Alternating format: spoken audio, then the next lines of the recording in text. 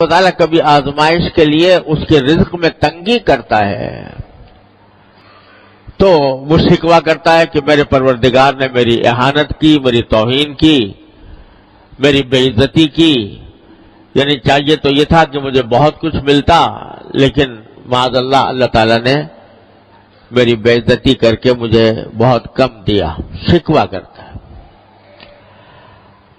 اللہ تبارک و تعالی آگے یہ فرماتے ہیں کہ اگر یہ رزق میں تنگی آتی ہے تمہارے تو در حقیقت اس کی وجہ تمہارے اعمال ہوتے ہیں۔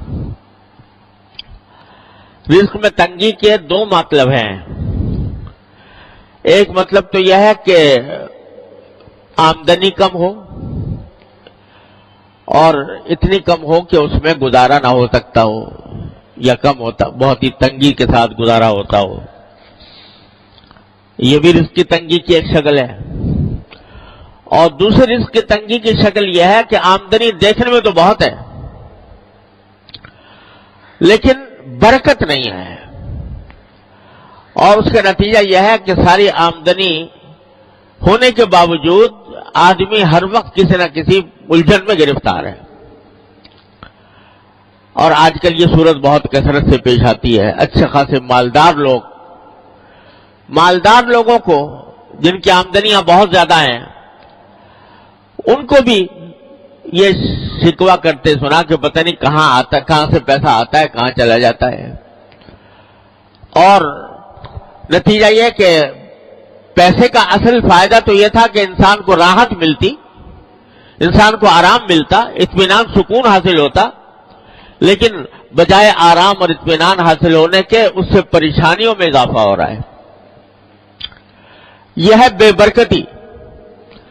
آمدنی تو ہے مگر برکت والی نہیں ہے۔ اللہ تبارک و تعالی جب برکت عطا فرماتے ہیں تو تھوڑی آمدنی میں انسان کو سکون آرام مل جاتا ہے، راحت میسر آ جاتی ہے، اور اللہ بچائے اگر بے برکتی ہو تو لاکھوں کی اور کروڑوں کی آمدنی ہو، اس کے باوجود انسان پریشان ہی نظر آتا ہے۔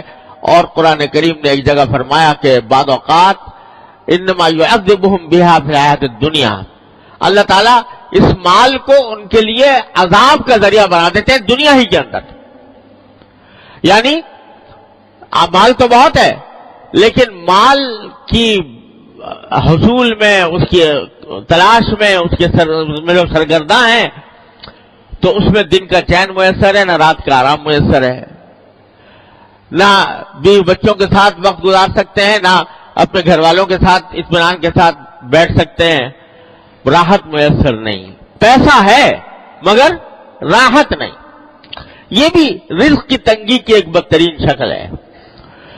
تو اللہ تبارک و تعالیٰ دونوں قسم کی تنگیوں کا، اس میں الفاظ جو ہیں دونوں قسم کی تنگیوں کے کو شامل ہیں کہ چاہے آمدنی کم ہو یا آمدنی میں برکت نہ ہو، دونوں کی وجہ در حقیقت یہ ہے کہ تم لوگوں کے حقوق ضائع کرتے ہو۔